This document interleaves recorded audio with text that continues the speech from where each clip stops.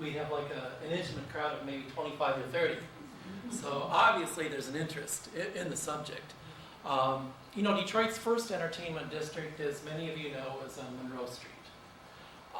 That stretch from Campus Martius on over to Randolph, anchored by the original Detroit Opera House, which was built in 1869 and then burned in 1897. It was completely rebuilt and then operated by the Schuberts out of New York up until 1932.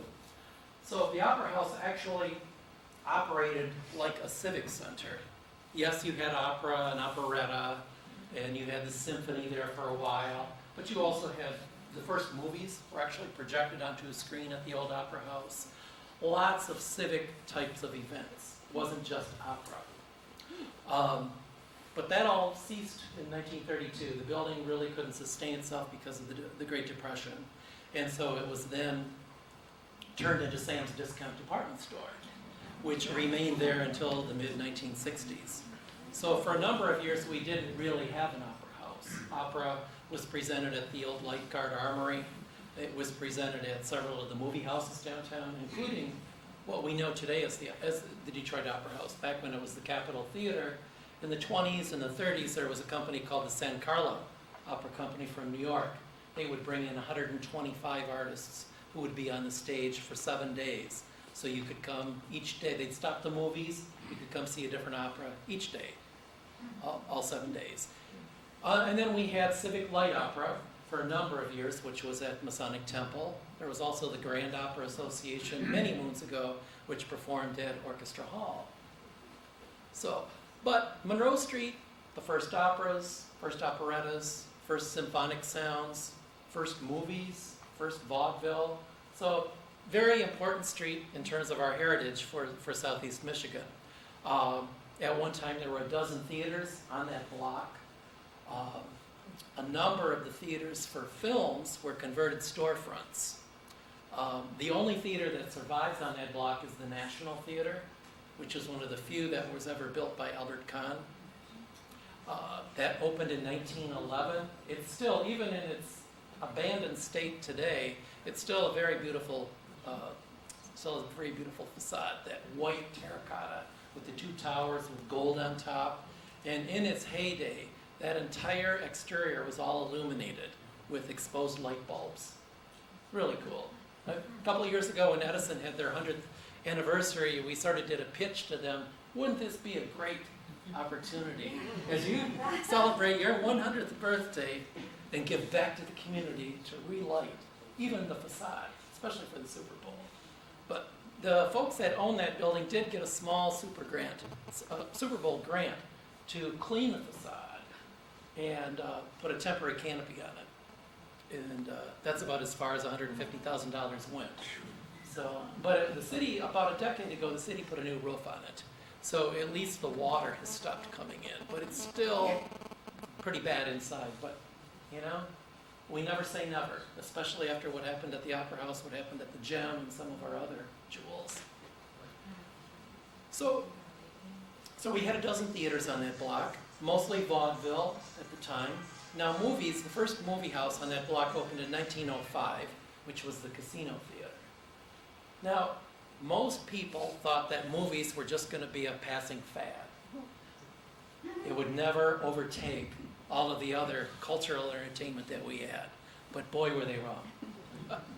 People could not get enough, and there were just hordes of people lining up for these early 1- and 2-reelers, silent pictures. So by the teens, that district started to move up to Grand Circus Park. In 1917, the first 2 major theaters opened, the Madison and the Adams. Those both opened within 6 months of each other. These were, we're going from theaters that were converted storefronts, some of the other theaters that had maybe 900 seats or 1,000 seats. Now we're going to 1,800 seats. And we're getting a little more ornamentation. The Madison and the Adams were neoclassical in style. Lots of ornamental plaster with fruit, chandeliers and things like that. Balconies, which previously we really did not have. Then, along in 1922, with the success of those 2 theaters, came the Capitol Theater. And the Capitol Theater When it opened in January of 1922, was one of the largest theaters ever built in North America with 4,000 seats. There were 5,000 people lined up on a cold January night in Grand Circus Park just to get inside that theater, because that was Detroit's first true, what we call a movie palace. C. Howard Crane designed that theater, studied the opera houses of Europe, and it looks like an opera house inside, even though it was built for silent pictures. Silent pictures with a Wurlitzer organ and stage shows for a number of years. Then, in 1925, you had the State Theater, followed in 1926 by the Michigan Theater.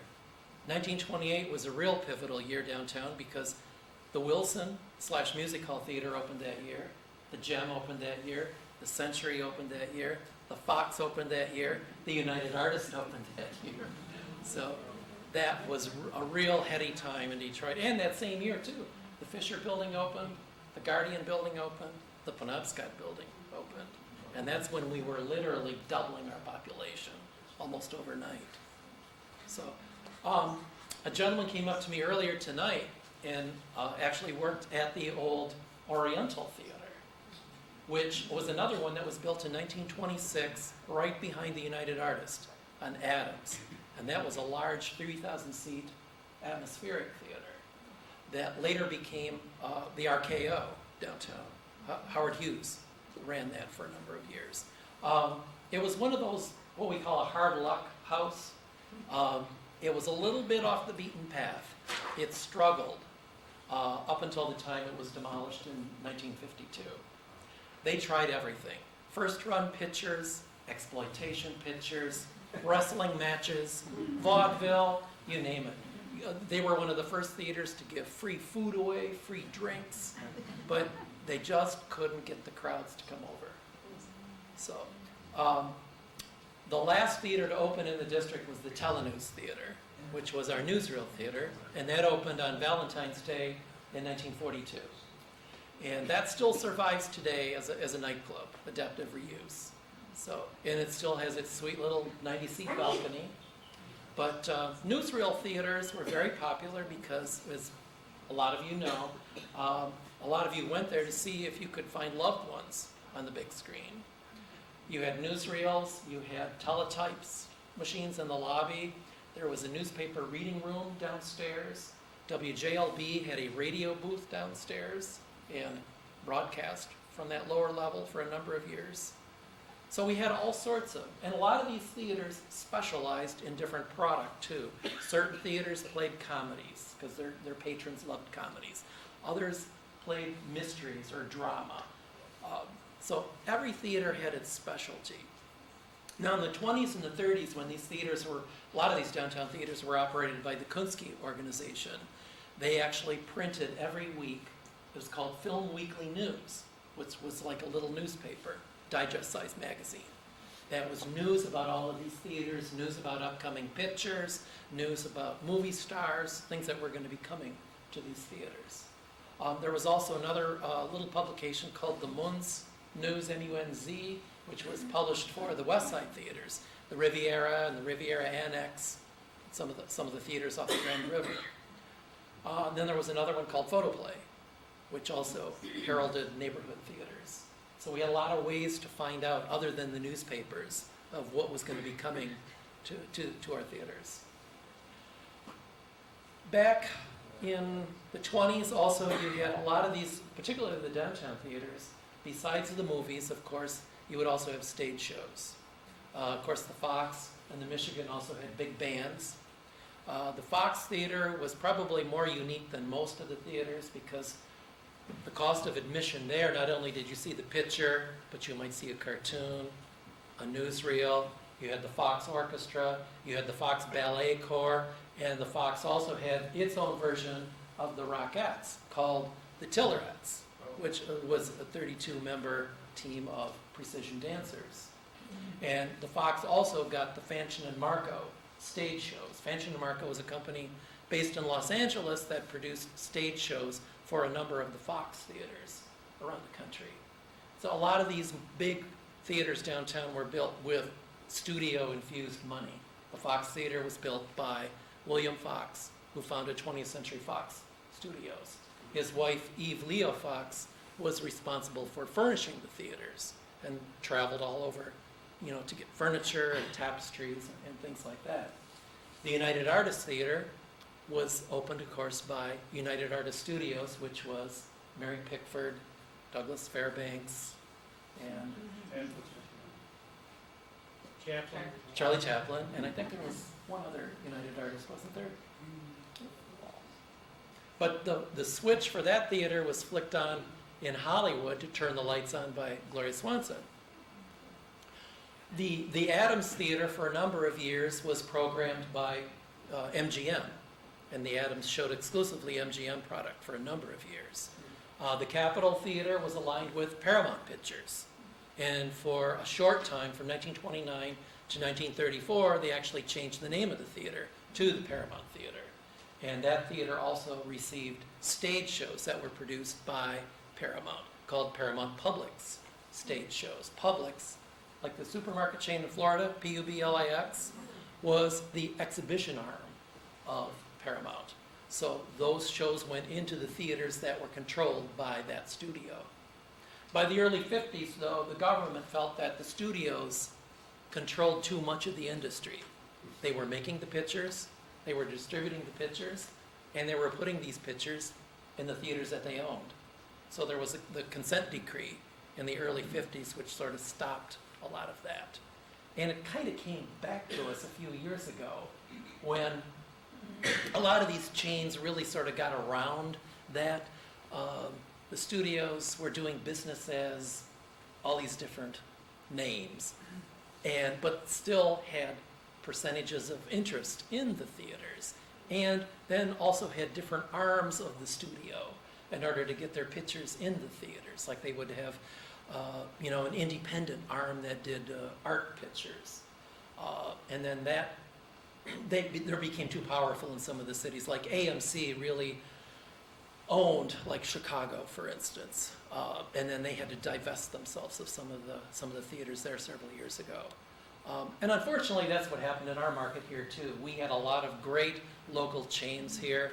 A lot of you probably remember the Whisper and Westmont chain, United Detroit Theaters, Suburban and Detroit Theaters, the Goldberg family, which operated the Grand Circus, and the Adams, the Bel Air Drive-In. But a lot of these locals were gobbled up by people like AMC.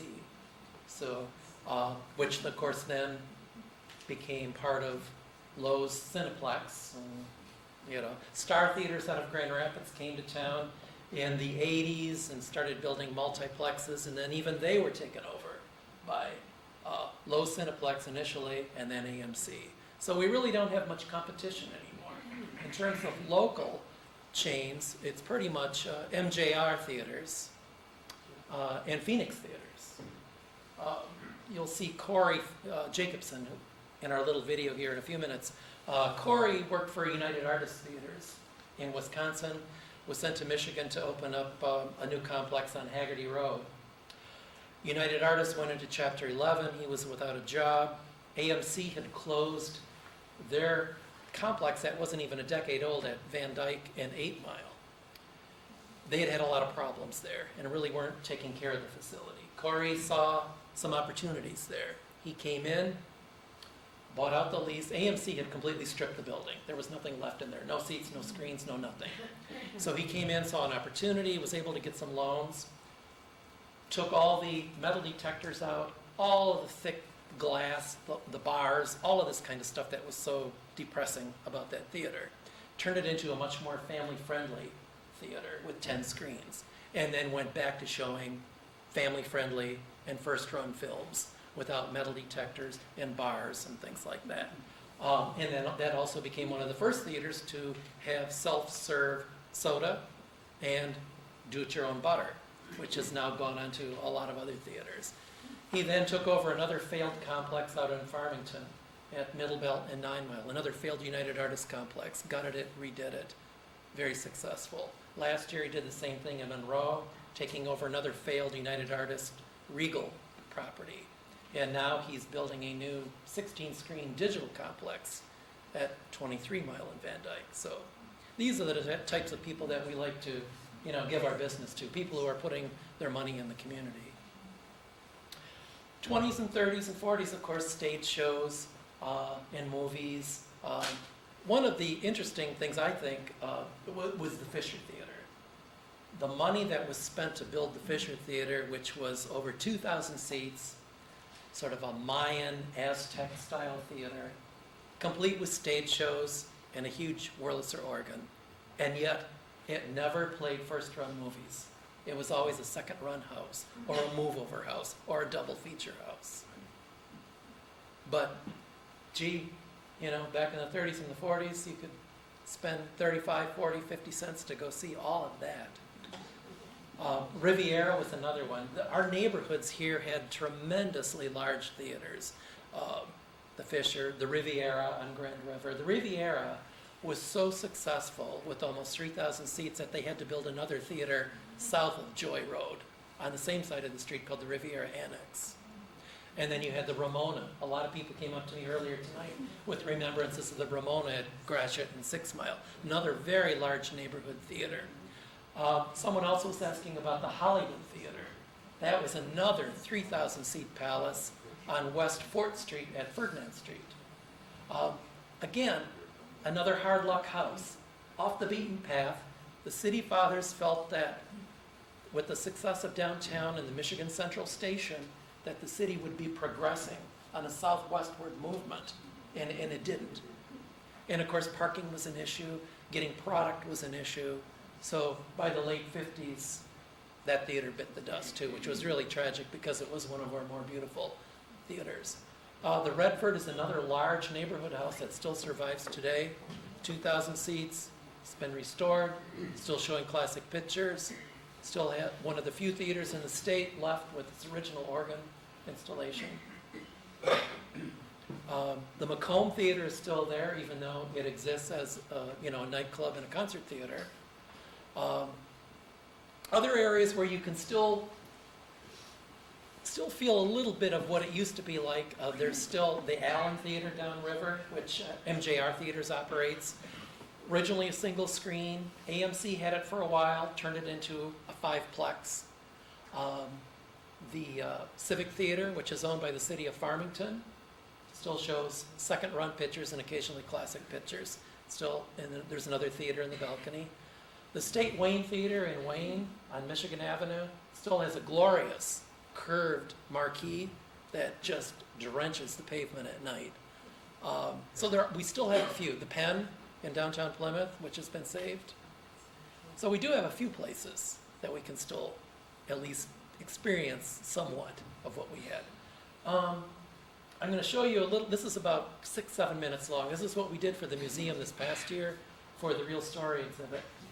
And there's a lot of great images of the theaters that we've talked about. You'll see Corey from Phoenix Theaters in a short interview. And then also Bill and Crystal Clark, who I've known for a long time. Bill and Crystal met at the old Chandler Theater on Harper back in the 40s.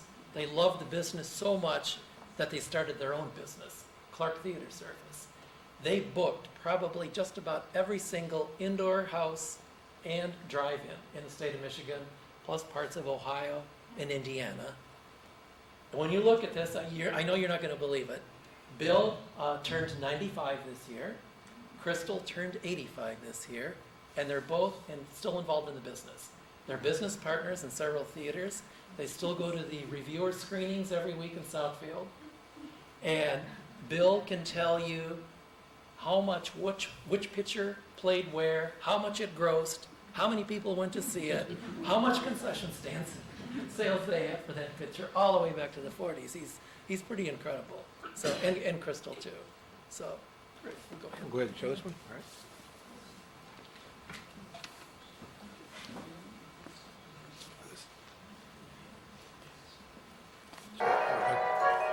The Detroit Historical Society presents Detroit, the Real Story. Detroit has always been at the forefront of film exhibition. From the early screenings of the first moving pictures at the former Detroit Opera House on Campus Martius, to the Casino Theater on Monroe Street, one of North America's earliest venues devoted to exclusively exhibiting films, Detroiters have long enjoyed great movies and great venues in which to view them. Without exaggeration, there must have been 50, 60 neighborhood theaters in Detroit. You pay one price and you stay there all day, from 12 o'clock noon to 12 o'clock midnight. But the theater was worth the price of admission alone, you know. Theaters in downtown Detroit were initially concentrated along Monroe Street near Campus Martius, and after 1919 were clustered around Grand Circus Park.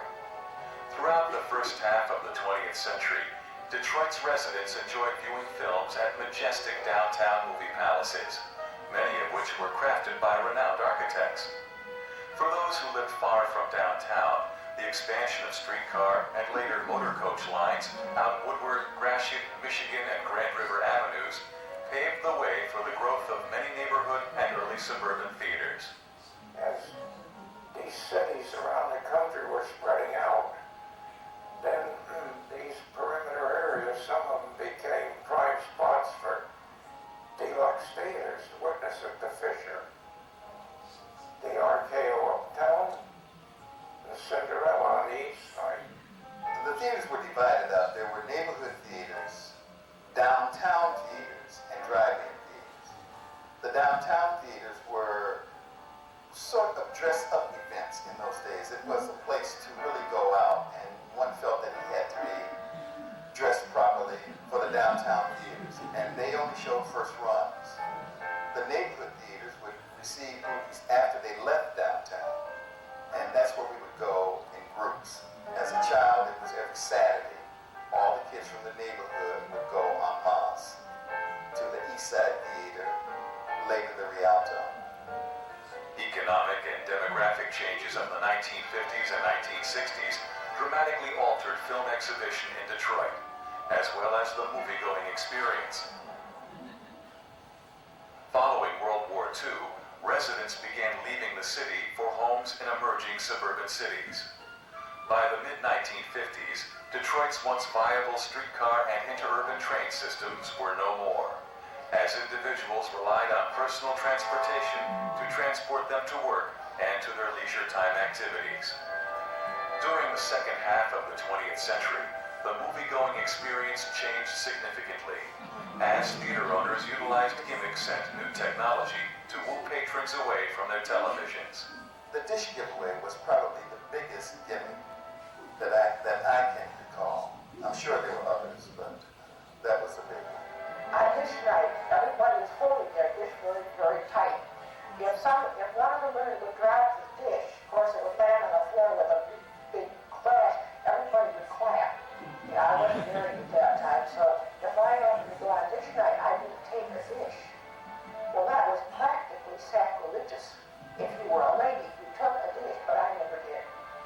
In Detroit, fewer people ventured downtown for a movie, and suburban cinemas sprang up throughout the region. Downtown movie palaces either closed or were forced into showing genre films, including kung fu, horror, and slasher films. By the 1980s and 1990s, efforts to preserve and restore Detroit's movie palaces were well underway, with the reopening of the Fox Theater and efforts to restore the Redford Theater.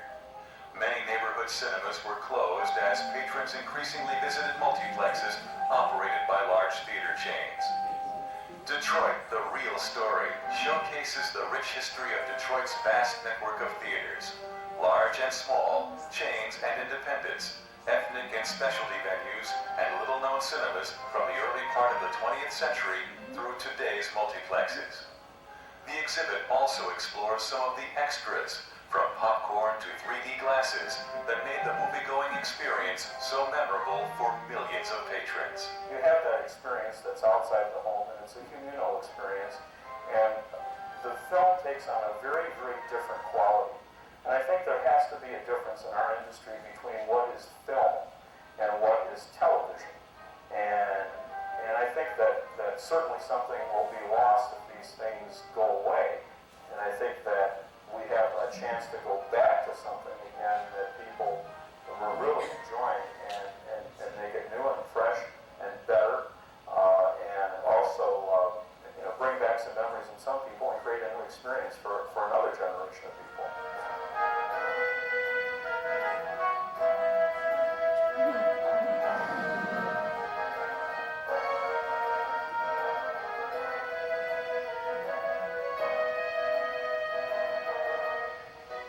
Detroit Historical Society presents Detroit, the real story. Enjoy the show.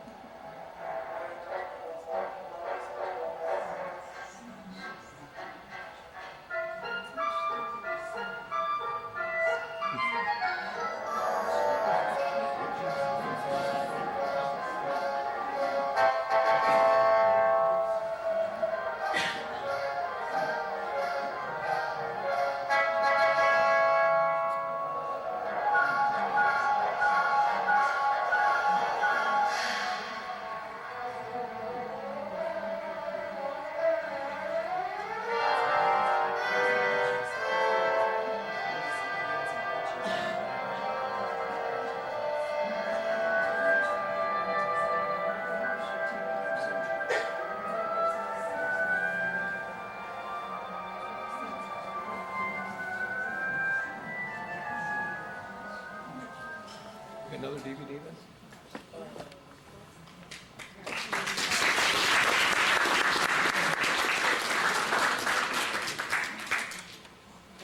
Hold on a little bit, and then we'll go into this one. You let me This know. one, we're gonna do about the first 6 minutes. When I just have, when you see Cinerama picture come up in yellow, then we'll stop, which is about 6 minutes. Okay, good. All right, great. It was a lot of fun putting that together. We found some really great archival footage. You probably noticed the premiere of Anatomy of a Murder at the United Artists. That was the world premiere because that auto premature picture was filmed exclusively here in Michigan, up in Marquette and in Ishpeming. And you probably saw, well, when the ladies in their fur coats, that was in front of the Statler Hilton. But, you know, another great thing about Detroit, too, is we've had so many great ethnic groups in the city through the years, too. And that's another thing that a lot of people forget, that we used to have all these specialized movie houses for ethnic audiences. If you were to go to Hamtramck, to the White Star Theater, you would see Polish pictures.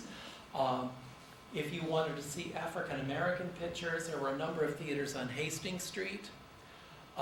If you wanted the Hispanic audience, went to theaters on Fort or Michigan.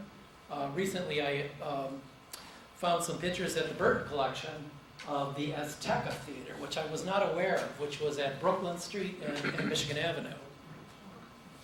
So all of those things, really interesting, and always interesting to learn more of, because some of that stuff is just not documented. It's very difficult to find people, you know, who have remembrances of that, or trying to find programs and things like that. We also alluded to exploitation films. A lot of these theaters, by the 1960s, you started to see twins and triples in suburbs. The Mercury Theater at Schaefer and 6 Mile was the first major theater outside of downtown to start playing large-scale first-run pictures that traditionally had always played downtown. Pictures like Exodus really started that trend. Funny Girl was another one. Did not play downtown, it played at the Northland. 60s, you started to see the proliferation of these twins and triples and quads. Little did we know we'd have the 20 and 30 screen complexes that we have today. But by the 60s, with downtown on the wane and retailing not being quite as popular, people were rather shopping in their own neighborhoods, it really wasn't in the cards for these large buildings to be able to sustain a single screen. I mean, it was very expensive to operate these buildings, and if you got a turkey of a movie, you were really bleeding financially with thousands of seats, even with a pared down staff. It was about $10,000 a week to keep these buildings open if you needed to pay the heating bill, the electric bill, keep the concession open. So the studios started putting all the first run in the suburban theaters and pretty much relegated the downtown theaters to showing horror, gore, kung fu, and softcore porn, which that's, a lot of people don't like to hear this, but you know what? That's what kept these buildings alive. That's what kept the Fox alive. That's what kept the Capitol alive. the Palm State alive, the Telenews, the Capitol, which is now the Opera House. By the late 70s, it had really gone downhill so much that the only thing they could show was softcore porn. And the last movies to be shown there was a triple bill of The Naked Rider, At Last, and Jailbait Babysitter. The theater actually closed to a whopping crowd of 40 dirty old men. It was actually cheaper to close the doors than keep the theater open. So the theater was boarded up for 2 years, still had heat, electricity, and security. And then, like so many theaters, it reopened in 1980 as a concert house. And then for the next 4 years, people came there to party, to see people like Grace Jones, and the Psychedelic Furs, and the B-52s, and the Plasmatics, and groups like that. And they were there, you know, to have fun, but also sort of do a little bit of destruction as well. So these theaters have really gone through everything. The Fox held on until 1981, showing Kung Fu exclusively. Then in 1981, a very wealthy gentleman that Stuart can tell you about, Robert Werby from San Francisco, acquired the building and had great plans to bring back the luster of the Fox, and spent about $1 million repainting, recarpeting, cleaning, and reopened with Walt Disney's Fox and the Hounds. And it died like you would not believe. You couldn't pay people to come in. Downtown still was not ready for family entertainment at that time. So the theater went back for a short time, back to Kung Fu. And then, of course, Chuck Forbes acquired the property, and thank God for Chuck. Chuck came in at an early time, took early retirement from Ford Motor Land Development, bought the Fox, bought the State, bought the Gem and the Century and the Elwood Bar and Grill, the Colony Club, the Women's City Club, all of these properties that nobody wanted. And if you go to his office, you'll see some of the tumbleweeds that he saved from when that area was so desolate that nobody wanted it. I mean, he bought the Gem Theater for $5,000. So that was a very desolate time for downtown. But thank God for him, because he had this idea that we could have a theater district once again. He saw the potential of the buildings and the potential of downtown once again becoming an entertainment hub like it used to be. And so he started to program the Fox with concerts and organ shows and things like that occasionally. And then got a hold of the State, restored the State, and the State did classic pictures for a while, concerts, and then it became a club. And then, of course, the Gem, as we all know, was restored, and then, gee, the baseball stadium comes along, and we have to move it and re-restore it. And then the Elwood was moved and restored. So I don't know where we would be without his efforts. Certainly not the district that we have today. I mean, we have a district today that we can be very proud of. We have 6 restored theaters, and each one specializes in something different, which is augmented by 2 stadiums, which is also augmented by 3 casinos. So we're getting there. So I'm going to show you one more DVD. This is another part of our history. A lot of you remember and asked about Cinerama. And Detroit was the 2nd city in the world to get Cinerama. New York, it actually took over a Broadway house for Cinerama. 1950s, the movie business was really starting to tank because of television. People were infatuated with television, and they weren't going to the movies as much. And the studios were worried, but they couldn't really come up with a plan. Cinerama sort of filled a void.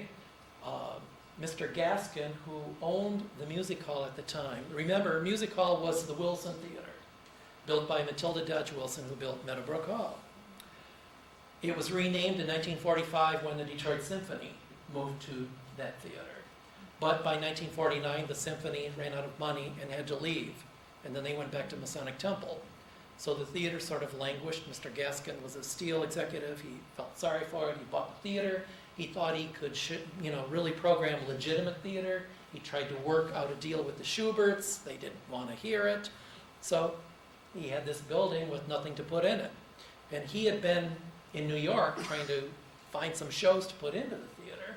And on a plane ride back, met some of the Cinerama people who just by coincidence were coming to Detroit looking for a theater for this product. So things really worked out, and Music Hall became the second theater in the world to have Cinerama. And also, as it turned out, one of the most successful ever of all the Cinerama theaters around the world. Most of these, you got to remember, most of these pictures were travelogues. They really weren't movies. And in those early years, in the 50s, these were the top grossing pictures, even though they weren't showing in that many theaters. And another interesting thing with Cinerama was no concessions. They didn't want anything to compete with that screen. And if you remember, at the Music Hall, everything was painted out sort of a amber-colored brown. All the ornamentation, and then they sliced off the boxes on both sides because of the giant curved screen. And then you had 3 projectors, and then you had enhanced sound. Nothing was to take away from that experience on that screen. So they didn't want concession. Think of what they could have made if they had concession.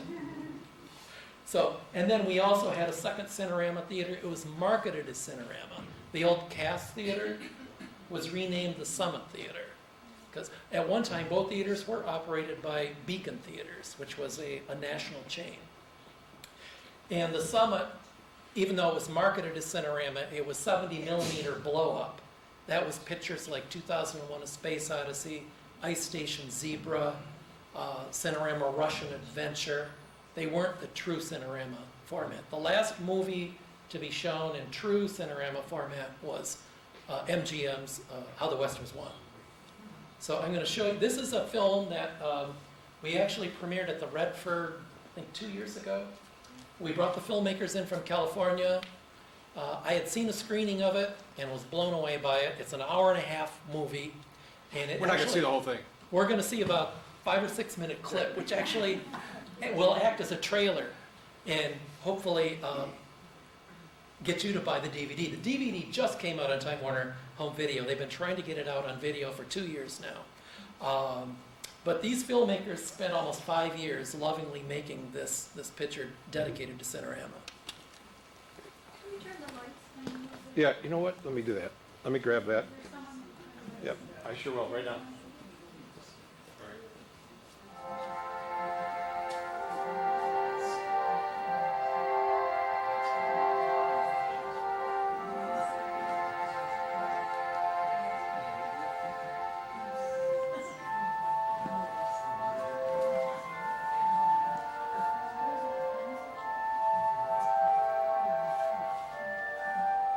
Many of us experience childhood memories that on occasion rush into our consciousness.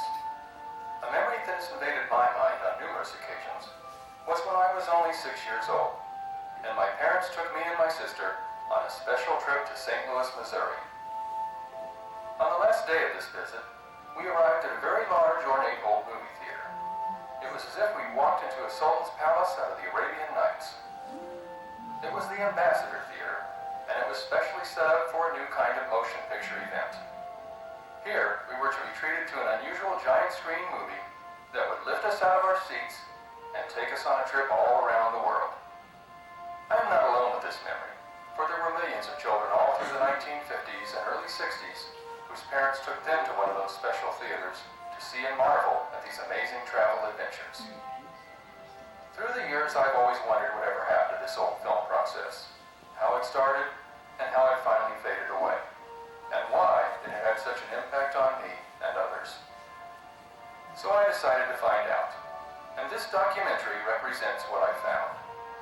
It is told mostly through the words of the people who were there, the engineers who developed it, the crew members who traveled the world filming with it, the performers, and the exhibitors. People who are to this day still very passionate about its uniqueness. It's an American story, and it is their Cinerama adventure.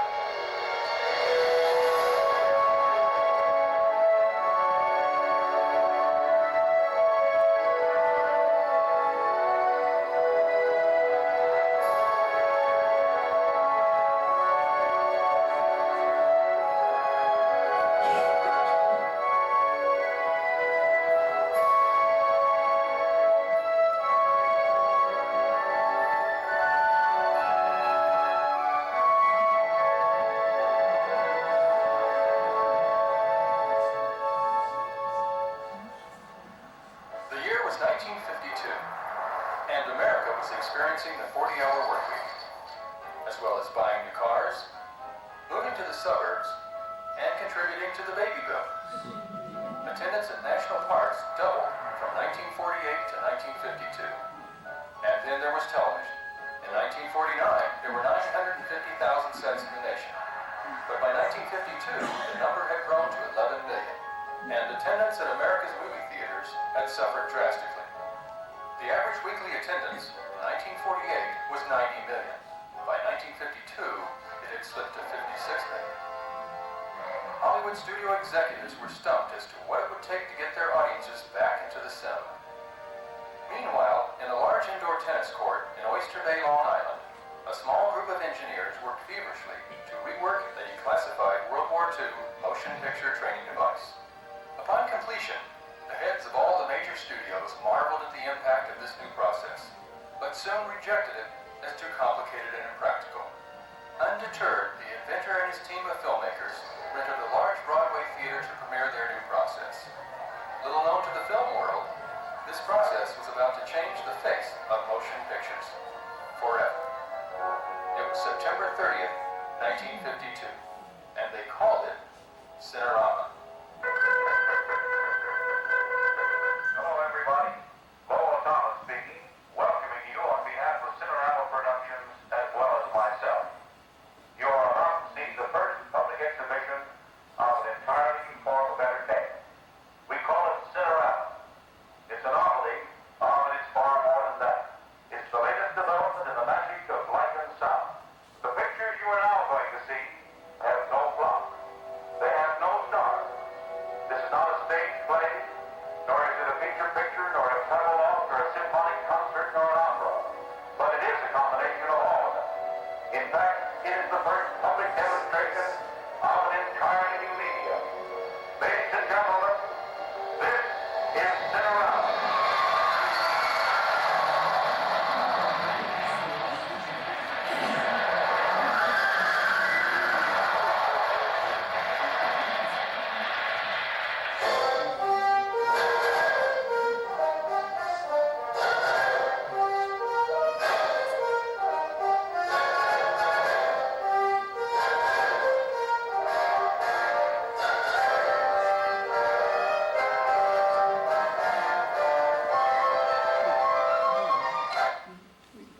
That'll give you a preview. It's really an unbelievable documentary if you get a chance to purchase it.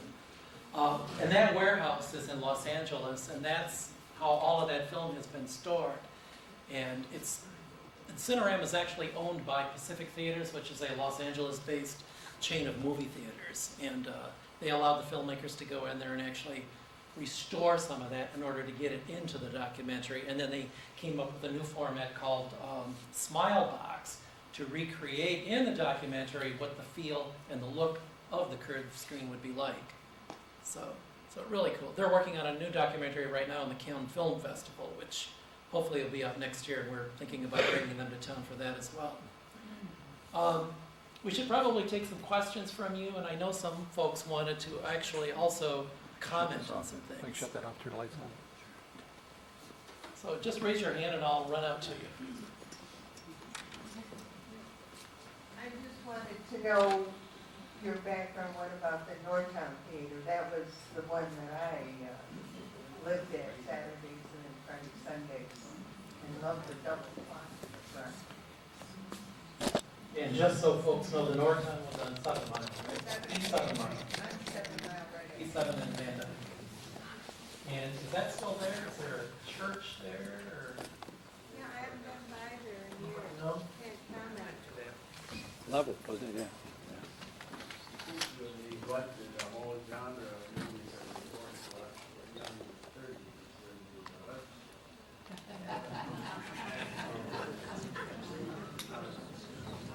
Okay, the gentleman said that I neglected to talk about the Burlesque. Burlesque shows. Yeah, very important. The National Theater, which we talked about, of course, alternated for a number of years between initially silent pictures in vaudeville, and then later on burlesque, and then back to movies and burlesque, and then by the time it really sort of went downhill in the 70s, it was, well, shall we say, a different type of burlesque. what we really wouldn't consider burlesque. And then there was also the stone burlesque on Woodward, and the Avenue burlesque farther down Woodward, which was I think the 600 block maybe of Woodward. The Avenue I think was the block where right near the First National Building, and the Gaiety on Cadillac Square. Anybody remember that? It meant something different back then. And any other ones that we can think of?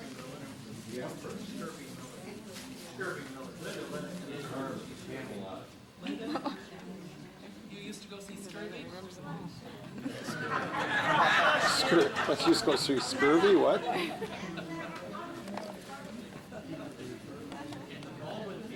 Baldwin Theater, Grosse still has the organ from the Grand Circus Theater. And it's like the record. Anyone else? Up the old Beverly Theater. I went there. Yeah, there's a picture of the Beverly back there. The Beverly was on Grand River. Right up there. I lived on the west side.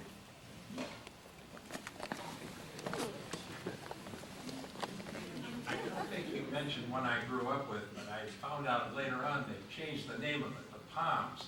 I always thought it was the Palms, and I was surprised that when they redid it, they named it the State. But then I found out it used to be the State. So do you have any more to talk about that theater? It's a beautiful interior. It opened as the State originally, and then was named the Palm State, and then the Palms. And then when Chuck Forbes purchased it in the early 80s, he went back to the State, and then it pretty much remained the State, although it alternated with the different club formats that had been there through the years, Clubland, and when 89X Radio had it, it was a different name. And then when Live Nation is the largest presenter of live entertainment in North America. When they leased the theater several years ago from Mr. Forbes, they asked for permission to change the name to the Fillmore. They own the rights to the Fillmore, which, if anybody remembers, the Fillmore was a very famous theater that Bill Graham started in San Francisco, and then there was also the Fillmore East in New York. They have rebranded their properties in Detroit, New York, San Francisco, Denver, Philadelphia as Fillmores. They're using it as a marketing tool. So when you go to a concert at the Fillmore, you're also going to get the flavor of what it was like back when it began in California. There are lots of posters of all the famous groups that have been at all the Fillmore theaters. There's baskets of apples for everybody, things like that. But Jody, I don't think you'd recognize the inside of it any longer, though. No, they also, within the past year, they've enhanced it. Now, if you go to the auditorium today, too, there are 6 chandeliers, 3 on each side of the auditorium. They've repainted, they've recarpeted, there's new seats.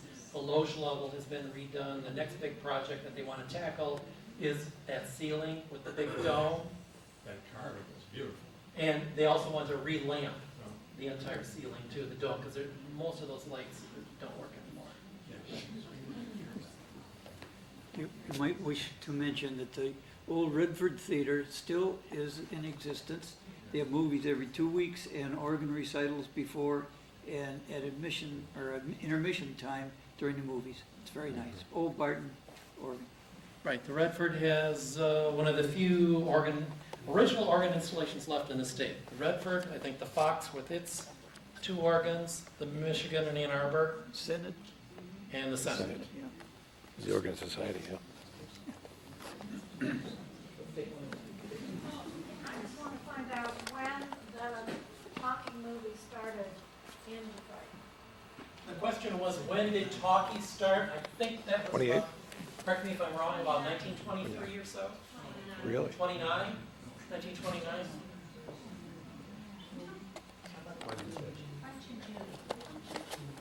Here, Grosse Okay, Pointe. anybody have any remembrances here at the Punch and Judy?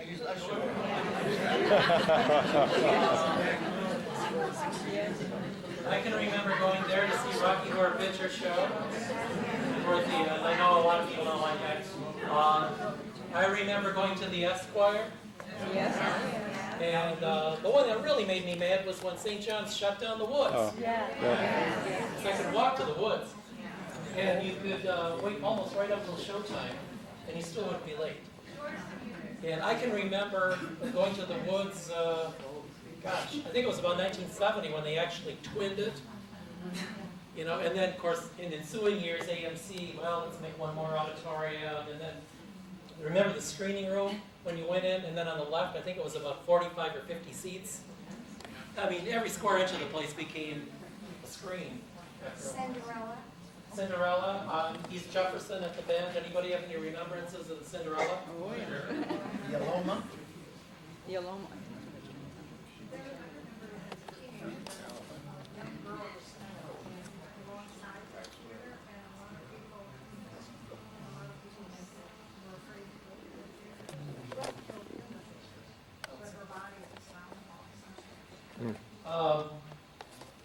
A different type of remembrance of the Cinderella, a young girl who was killed outside the theater, which then sort of created an atmosphere of people afraid to go to that particular theater. Well, the Mercury Theater, when you turned off the lights, it glowed in the dark with all the planets all around. It was my science lesson. That's where I went every Saturday for my science lesson. Yeah, the Mercury had all the constellations, and then you also had the wood ornament of the Mercury automobile was a part of the vertical sign outside. And unfortunately, that is now, that's a, 6 Mile Shaper. I think it's a Murray's Discount Auto Center, and there's also a fast food place on that corner now. So let's go over here. Would you care to comment on how Chuck Forbes had to give up the Fox? Mike Illich. Oh, politics. Okay, the question was, do I want to comment on how Chuck Forbes Just say no. had to give up the Fox Theater to the to Illich Holdings? Illich, yeah. Chuck had great intentions. At the time, you know, he was putting concerts into the theater and anything to get people to come into the theater. The Illiches sort of had a grander plan, obviously more money than Chuck had at that time to be able to put into the Fox. You also had some politics going on behind the scenes with planning and development and City Hall, and it was sort of a convoluted deal with money. Was it the city buying out Chuck and then the city in turn handing it over to Illich Holdings? And Emmett Moulton, who had been director of planning and development for the city at the time, later on ended up working for the Illich family. Coleman Young and then Bolton with Grosse. Forbes didn't have to give it up, he was forced out. It's according to him. I don't think that was such a bad thing. I think that we have a gem here, so with all the money that was put into it, I think it was a good thing. Yeah, I mean, playing the devil's advocate at the same time too, they did bring Little Caesars downtown, so they did fill the 12 floors of the office building which had vacated out. And also, let's face it, they're subsidizing the 2 restaurants that remain on the main floor. That brings up another point too. The Fox building was also the home for a number of the film companies. Detroit was one of the few cities that actually had a separate building on Cass Avenue, 2310 Cass, 2 blocks over from the Film Exchange building, which was built by C. Howard Crane, who built many of the downtown theaters. The Film Exchange building was a building where the studios had branch offices. There was a screening room up on the 7th floor where the critics went to see the movies before, the public, and also for them to decide which pictures they wanted to buy. The folks were also in that building where they got their heralds, their 8x10 glossies, their posters, things like that. A lot of deals made in the restaurant on the main floor of that building. The building is still there, it's completely vacant. The guy who owns it is held out for a number of years for new development. By the late 60s, early 70s, a lot of the studios, if they didn't stay in the Fox building, or few were in the State Theater building, they moved to the Northland area. Greenfield Road, 9 Mile is where most of those studio offices moved to, the branch offices. The last studio to stay downtown was MGM, and they were in the David Whitney building, and they moved about 1969 1976. And then by the 1980s, most of that was completely dismantled. Branch offices were closed in cities throughout the country, and it pretty much became what it is today. Strictly a New York, Los Angeles type of situation in terms of the studios. There was also the National Screen Service building. National Screen Service was a company that supplied all of the posters and the stills. Now they had a building right near the Masonic Temple on Cass. I think the brass nameplate is still on the exterior of that building. And then National Film Service also had a depot on Concord by the old Packard plant. And that's where you went to pick up your film canisters that were shipped weekly. Later on, that moved out to the airport. But another thing that people bring up is concessions. Now, concessions really were not a part of the mix in movie houses or legitimate theaters until the 40s. It took almost a decade for concessions to roll themselves out into theaters because the mindset for many years was that soda, popcorn, and candy belonged at circuses and carnivals and not in theaters. So a lot of these large theaters were built with very few restroom amenities. Now the Capitol Theater, today's Opera House, back then had 4,000 seats, reconfigured to 2,700 seats today. When that theater opened, there were only 12 toilets in that building because there were no concessions. They felt that, well, there's no concessions, there's no need to go. So that was a real challenge when the building was renovated. That building went from 12 toilets to 110 toilets, and it's still not enough. Because you have to remember, a lot of those theaters were open 24/7. So you had crowds coming all day and all night, so they were scattered out. Today, everybody comes all at once. They want to park at once. They want to go to the restroom all at once. They want food or beverage all at once. And you know what happens at intermission time. So the building has to function like that as well. That was one of the challenges when we reopened the Opera House. Before we reopened, virtually all of the employees and all of the volunteers came down, and we were all armed with radios, and we had what we called the big flush. And at an appropriate time, virtually every faucet was turned on, every toilet was flushed, every urinal was flushed, because that's the way the building has to operate today. Isn't it so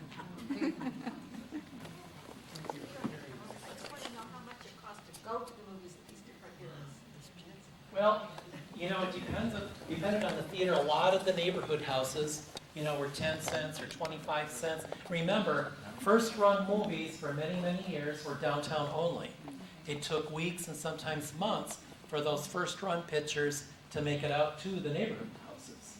So the neighborhood houses were always less expensive than downtown. Typically, downtown, you would only see one feature for a number of years. Neighborhood houses, you always had a double feature, sometimes a triple feature. And of course, whenever attendance was down, you'd have bingo night and dish night and bank night and all these different types of nights to entice patrons, to come to the theater. But typically, a lot of those downtown theaters, you'd have like 45 or 50 cents during the day, and then it would go up to like 75 cents at night. Now, sometimes, in the case of like Gone with the Wind, we'll say, 1940, that played both the Wilson Theater and the United Artists Theater. At the United Artists Theater, it was less expensive because it was shown continuously around the clock. At the Wilson Theater, they made it more special. They only showed it like at 2 o'clock in the afternoon, at 7 o'clock at night, and they put a more premium price on. For Whom the Bell Tolls was another one that played 2 theaters downtown. The Wilson would charge more than the United Artists again. So different prices, but I think generally if you were to put a price on what did it cost years ago to see, say go to the Fox to see the stage show and the movie, the whole ball of wax, between 50 and 65 cents. Today, of course, what will that get you? You can't even get a small soda for that. The Chandler Theater, which you mentioned earlier on Harper Avenue, near Chalmers, during the summer months when we were boys, was 9 cents. Mom would give us a dime, and the penny got a little bag full of jelly beans. And they kept you there 3 hours with everything that was playing, with cereals and coming attractions and special things, and those must have been great feeds for Monroe. I was just thinking that.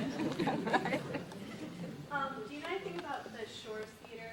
It's closed now, and I'm kind of sad about that because it used to be a really nice and expensive little theater, and it shut down. Do you know like anything about the history of that theater? Anything? I'm with you on the Shores. I'm telling you, as East Siders, we are really deprived because between downtown, Renaissance Center, and Star Gratiot, there's nothing. If we want to see a first-run movie, we have to go to Star Gratiot. If we want to see a sub-run movie, of course, we can go to Macomb Mall. But the Shores was another great theater that you could get to in a night's notice and still see a first-run movie for a lesser price than the major chains. And they also had great concession deals, too.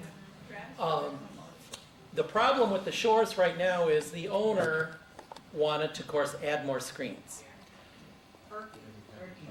But they had worked out a parking arrangement with the high school in the back. And then they were also going to get some new tennis courts and, you know, everything was going to work itself out.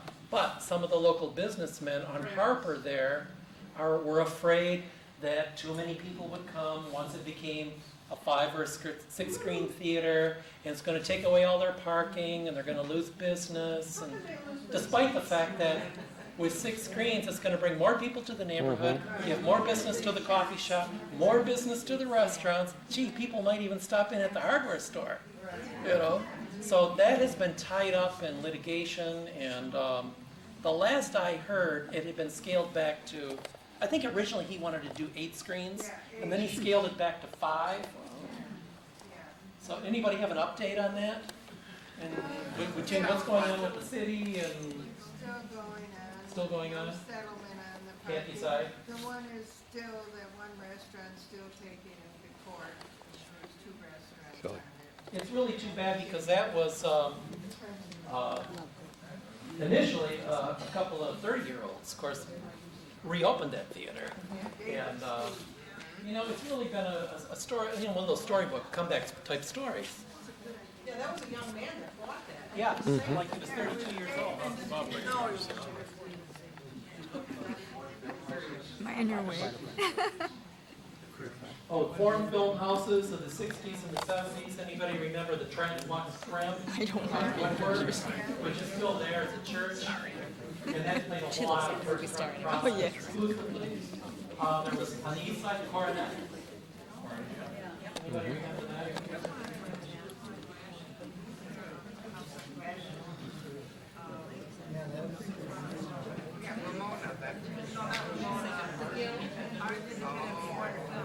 Anybody remember an art or independent? The Guild. Okay, yeah. It's still there, but it's boarded up.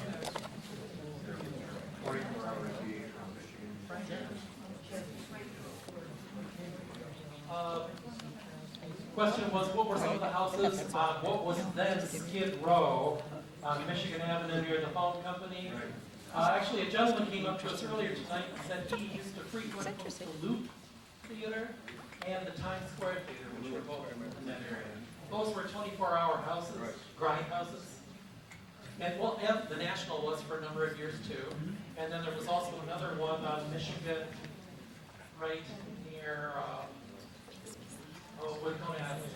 Yeah, not here. It was right near the building. Priscilla Theater around Elliott,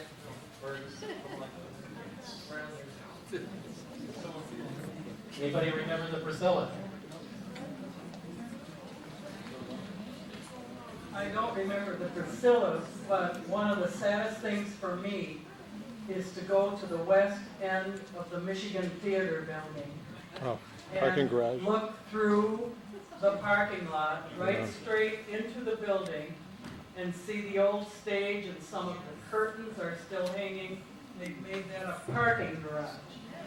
And if you ever went there on a special date in the old days, it breaks your heart to see that happen. Michigan has been used in a number of films the last couple of years. You probably saw 8 Mile or The Island.